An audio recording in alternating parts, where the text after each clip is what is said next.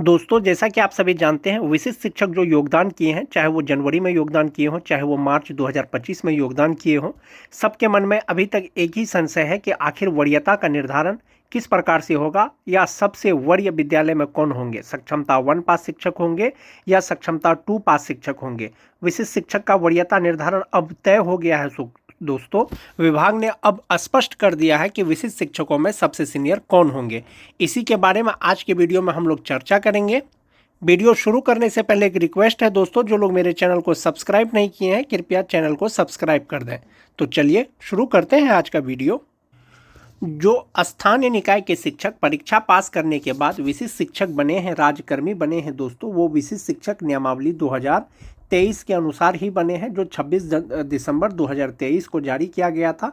और नियमावली में स्पष्ट ये दिया गया था कि ये जो विशिष्ट शिक्षक नियमावली है, बिहार राज्य विद्यालय अध्यापक नियमावली 2023 के तहत नियुक्त किए गए विद्यालय अध्यापकों के समान करने के लिए ही बनाया गया है। और जो वरीयता का निर्धारण होगा विशिष्ट शिक्षकों में, वो नियमावली के अनुसार ही होगा दोस्तों।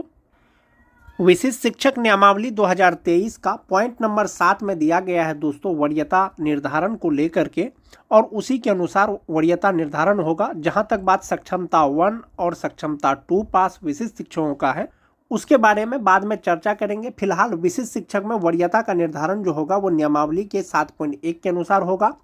जिला स्तर पर विशिष्ट शिक्षकों की एक वरीयता सूची संधारित की जाएगी, यानी जिला स्तर पर विशिष्ट शिक्षकों का जो सीनियरिटी लिस्ट है वो तैयार किया जाएगा। शिक्षकों की प्रत्येक श्रेणी यथा प्राथमिक, मध्य माध्यमिक और उच्च माध्यमिक के लिए विषयवार अलग वरीयता सूची तैयार की जाएगी। यानी सभी शिक्षकों का जो श्रेणीवार, जैसे 1 to 5 के शिक्षक होंगे, 6 to 8 के शिक्षक होंगे, 9 to 10 के शिक्षक होंगे या 11-12 के शिक्षक होंगे, सभी प्रकार के शिक्षकों का वरीयता सूची अलग अलग तैयार किया जाएगा।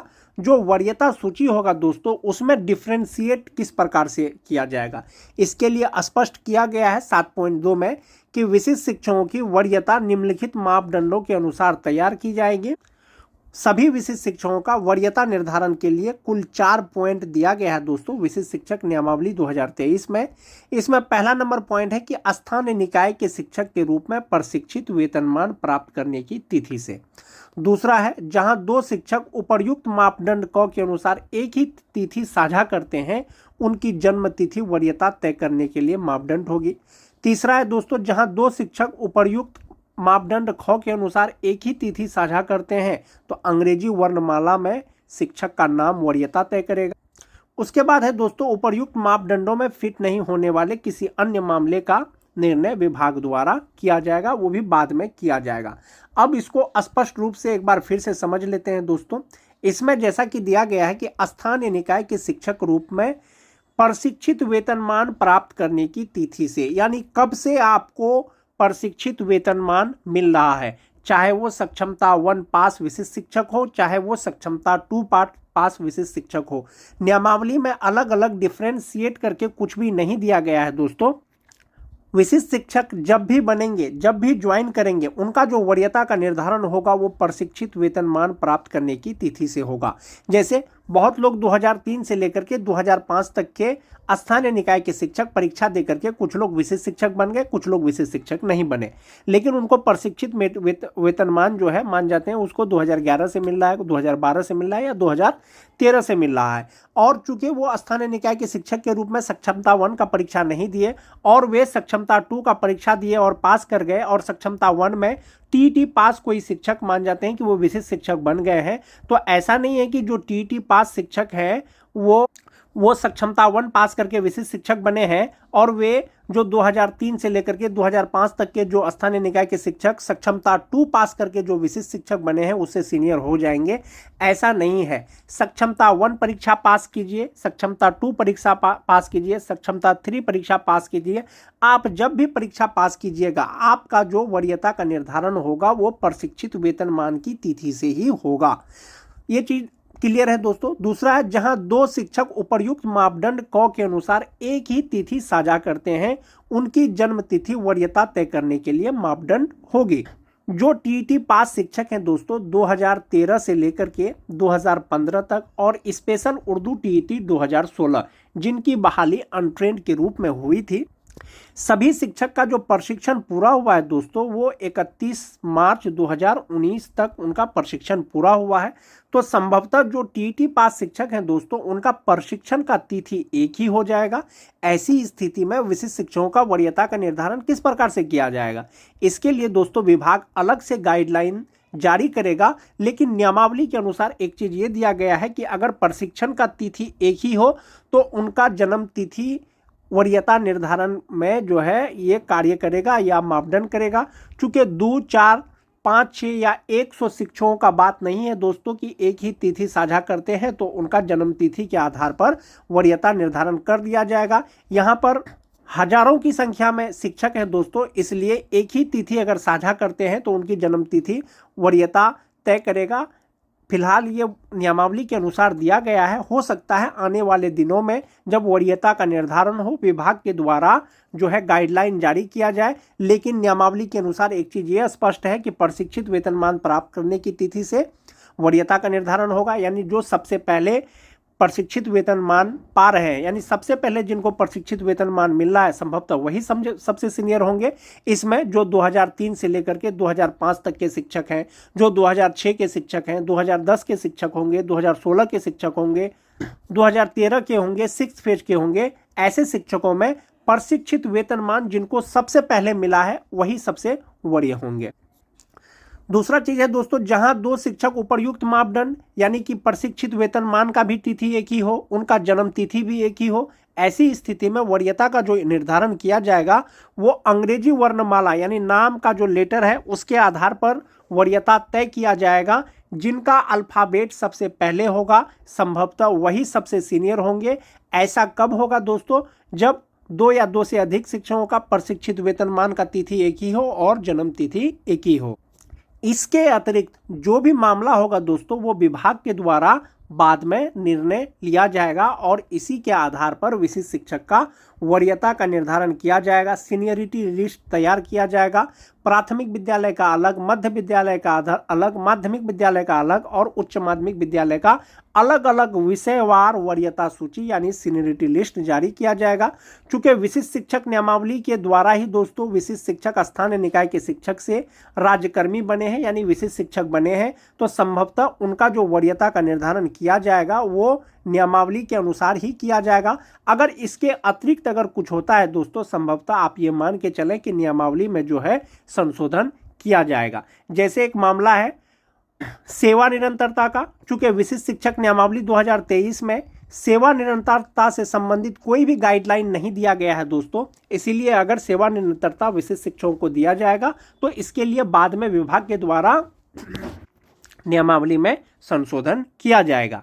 विशिष्ट शिक्षक नियमावली के अनुसार विशिष्ट शिक्षकों को प्रोन्नति भी दिया जाएगा, लेकिन कब दिया जाएगा, लगातार 8 वर्ष की सेवा के बाद दिया जाएगा। जो विशिष्ट शिक्षक जनवरी 2025 में विशिष्ट शिक्षक बने हैं 2033 जनवरी में वो प्रोन्नति पाने योग्य हो जाएंगे। यानी 1 to 5 के जो विशिष्ट शिक्षक हैं वो 6 to 8 के विशिष्ट शिक्षक के पद पर उनका पदोन्नति या प्रोन्नति किया जा सकेगा 2033 में। जो 6 to 8 के विशिष्ट शिक्षक हैं 6 to 8 के वरीय विशिष्ट शिक्षक के रूप में, जो 9-10 के विशिष्ट शिक्षक हैं 9-10 के 11-12 के विशिष्ट शिक्षक के रूप में, और जो 11-12 के विशिष्ट शिक्षक हैं वो 11-12 के विशिष्ट शिक्षक के वरीय के रूप में उनका प्रोन्नति किया जा सकेगा, लेकिन 8 वर्ष के लगातार सेवा के बाद। जो जनवरी में ज्वाइन किए हैं उनका प्रोन्नति जनवरी 2033 के बाद किया जाएगा। जो मार्च 2025 में ज्वाइन किए हैं तो उनका प्रोन्नति मार्च 2033 के बाद किया जाएगा। 1 to 5 से जो 6 to 8 में जाएंगे वो रिक्ति रहेगा तब होगा, लेकिन 6 to 8 के विशिष्ट शिक्षक वरीय विशिष्ट शिक्षक बनेंगे तो वो अपने ही स्थान में बन जाएंगे, और जो 11-12 के विशिष्ट शिक्षक वरीय विशिष्ट शिक्षक बन जाएंगे अपने ही पद पे, और जो 9-10 के हैं दोस्तों वो उपलब्ध रिक्तियों के अनुसार होगा। और प्रोन्नति पाने के लिए जो एसेंशियल क्वालिफिकेशन है दोस्तों वो होना चाहिए। यदि आप बेसिक ग्रेड के शिक्षक हैं 1 to 5 के शिक्षक हैं 8 साल बाद यदि आपको स्नातक ग्रेड में प्रमोशन दिया जाएगा, पदोन्नति किया जाएगा, तो संभवतः आपको ग्रेजुएट होना चाहिए, बीए, बीएससी, बीकॉम जो भी हो, आपको ग्रेजुएट होना चाहिए, वांछित योग्यता रहेगा तभी आपका प्रमोशन हो पाएगा। और जो 6 to 8 के विशिष्ट शिक्षक हैं दोस्तों, इसका भी क्वालिफिकेशन जो एसेंशियल क्वालिफिकेशन है वो होना चाहिए, तभी आप विशिष्ट शिक्षक बन पाएंगे, वरीय विशिष्ट शिक्षक। जो 9-10 के विशिष्ट शिक्षक हैं उनका जो 11-12 में जो उनका प्रमोशन किया जाएगा तो योग्यता के आधार पर किया जाएगा और उपलब्ध रिक्तियों के अनुसार किया जाएगा। नियमावली में यह चीज स्पष्ट किया गया है दोस्तों, अधिकार के रूप में कोई भी प्रोन्नति का दावा नहीं किया जा सकेगा, सभी प्रोन्नति उपलब्ध रिक्तियों के आधार पर ही होगा और विभागीय नीति को ध्यान में रखते हुए किया जाएगा। इसके अलावा सभी प्रोन्नति विभाग की प्रचलित नीति के अनुसार की जाएगी और अपेक्षित योग्यता सहित पात्रता के अधीन होगी। यानी जो योग्यता चाहिए वो होना चाहिए। जैसे कोई 9-10 के शिक्षक हैं दोस्तों, तो उनके लिए सिंपली ग्रेजुएट और बीएड होना चाहिए। यदि 11-12 में उनका पदोन्नति किया जाएगा तो पीजी होना चाहिए, एमए, एमएससी, एमकॉम होना चाहिए, तभी उनका पदोन्नति किया जाएगा। तो नियमावली में क्लियर है दोस्तों, प्रोन्नति का क्लियर है, वेतन संरक्षण का क्लियर है और जो वरीयता निर्धारण है वो भी नियमावली में ही स्पष्ट कर दिया गया कि वरीयता का जो निर्धारण किया जाएगा वो जिला स्तर पे ही किया जाएगा और प्राथमिक, मध्य माध्यमिक, उच्च माध्यमिक का अलग अलग वरीयता का निर्धारण किया जाएगा। विभाग ने 2024 में ही दोस्तों माननीय शिक्षा मंत्री के द्वारा एक सवाल का जवाब दिया गया, जिसमें ये चीज़ क्लियर कर दिया गया था 20 नवंबर 2024 को ही कि जो राज्यकर्मी होंगे, जो विद्यालय अध्यापक होंगे या विशिष्ट शिक्षक होंगे, वे स्थानीय निकाय के शिक्षक से हमेशा वरीय ही होंगे, क्योंकि विद्यालय अध्यापक और विशिष्ट शिक्षक का जो श्रेणी है वो राज्यकर्मी का श्रेणी है, जबकि स्थानीय निकाय के शिक्षक का जो श्रेणी है वो पंचायती राज अंतर्गत आते हैं। इसीलिए जो राज्यकर्मी है वे स्थानीय निकाय के शिक्षक से यानी नियोजित शिक्षक से राज्यकर्मी वरीय होंगे, ये चीज़ स्पष्ट कर दिया गया था। तो स्थानीय निकाय के शिक्षकों से विद्यालय अध्यापक और विशिष्ट शिक्षक वरीय होंगे। और जहां तक बात विशिष्ट शिक्षकों में वरीयता निर्धारण का है दोस्तों, जैसा कि मैंने आपको पहले बताया कि सक्षमता 1, सक्षमता 2, सक्षमता 3 करके कोई भी चीज़ नियमावली में स्पष्ट नहीं है। संभवतः जो प्रशिक्षित वेतनमान प्राप्त करने की तिथि है उसी के अनुसार वरीयता का निर्धारण होगा। चाहे तो आप सक्षमता 1 पास करके विशिष्ट शिक्षक बनिए, चाहे सक्षमता 2 परीक्षा पास करने के बाद विशिष्ट शिक्षक बनिए, चाहे तो सक्षमता 3 परीक्षा पास करने के बाद आप विशिष्ट शिक्षक बनिए। आप जो वरीय होंगे या आपका जो वरीयता का निर्धारण किया जाएगा वो प्रशिक्षित वेतनमान की तिथि से ही किया जाएगा। नियोजित शिक्षकों का जो पे मैट्रिक्स है दोस्तों वो यही है पे मैट्रिक्स। जैसे 2000 रुपया ग्रेड पे के अनुसार, बेसिक पे 31,290, 21,940, इंडेक्स 3 के अनुसार जो छठा फेज के हैं 22,600 रुपया जनवरी 2025 में उनका बेसिक पे होता, और जो टीटी पास हैं 27,010 रुपया या 26,210 रुपया आपका प्रशिक्षण के अनुसार ये तय होता कि आपका बेसिक पे कितना है। ये आपका बेसिक पे हो गया। जो 2003 से लेकर के 5 तक हैं, जनवरी में नियोजित शिक्षक का 31,340 रुपया हो गया। उसके बाद का 6-7 का है तो 30,420 रुपया हो गया।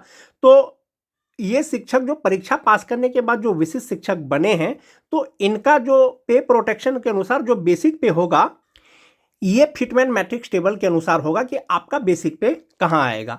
दोस्तों जो फिटमैन मैट्रिक्स टेबल है इसमें पे इंडेक्स का बहुत वैल्यू है। पे इंडेक्स का मतलब हुआ कि जो 2003 से लेकर के 5 के शिक्षक हैं, जो नियोजित शिक्षक का पे इंडेक्स था वो 31,340 रुपया जनवरी 2025 में जो होता ये इंडेक्स 14 के अनुसार होता, इंडेक्स 14 के अनुसार होता। लेकिन इंडेक्स 14 के अनुसार जो बेसिक पे है वो यहाँ पर इंडेक्स 9 में फिट आ रहा है। तो इसका मतलब है कि इंडेक्स 14 से इंडेक्स 9 का जो है वेतन मिलेगा। उसी तरह से आपका बेसिक पे कहाँ फिट बैठेगा वो देख लें। जो एसओपी जारी किया गया है वो एक एग्जाम्पल के लिए सिर्फ समझाया गया है, बताया गया है। आपका जो बेसिक पे होगा पे प्रोटेक्शन के अनुसार ये वाला इंडेक्स में कहाँ पर फिट आएगा वो आपको बेसिक पे होगा।